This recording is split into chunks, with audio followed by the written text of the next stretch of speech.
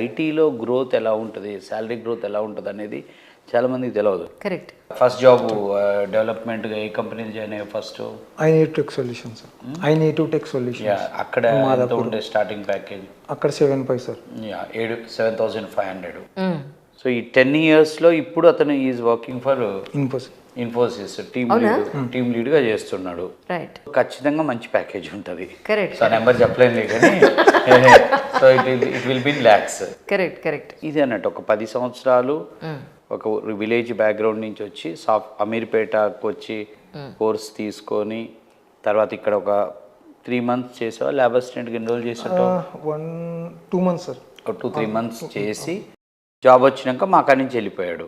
So అది కూడా job, ఐటీలో జాబ్ అన్నప్పుడు జనరల్గా మనకి ఎలా ఉంటుందంటే ఇక్కడ ఆడియన్స్ తెలవడం కోసం క్యాంపస్ ప్లేస్మెంట్స్ వేరు, ఆఫ్ క్యాంపస్ వేరు.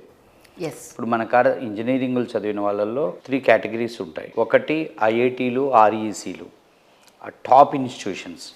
అక్కడ క్యాంపస్ ప్లేస్మెంట్స్ జరుగుతాయి. 100% క్యాంపస్ ప్లేస్మెంట్స్లో డెఫినెట్గా ప్యాకేజెస్ చాలా భారీగా ఉంటాయి. అవి per annum 12 lakhs, per annum 30 lakhs, per annum 1 crore package వస్తుంది. రేర్.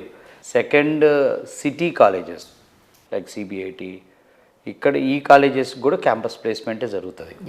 వీళ్ళకి కూడా మంచి ప్యాకేజెస్లో వస్తాయి. Per annum 6 to 10 lakhs, 20 lakhs, 30 lakhs touch. Third category colleges rural college. ఎంత లేదన్నా క్యాంపస్ ప్లేస్మెంట్ తక్కువ ఉంటుంది. ఉన్నప్పటికీ అక్కడ ఒక 100 మంది గ్రాడ్యుయేట్స్ బయటకు వస్తే మేబీ ఒక 10-15 మందికి 20 మందికో కంపెనీస్లలో రిక్రూట్మెంట్ క్యాంపస్ ద్వారా దొరుకుద్ది.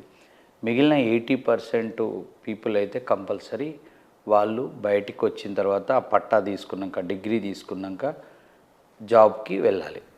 జాబ్కి వెళ్ళాలన్నప్పుడు వాళ్ళు జాబ్ ట్రయల్స్ ఎలా చేయాలనేది పెద్ద ప్రశ్నార్థకం.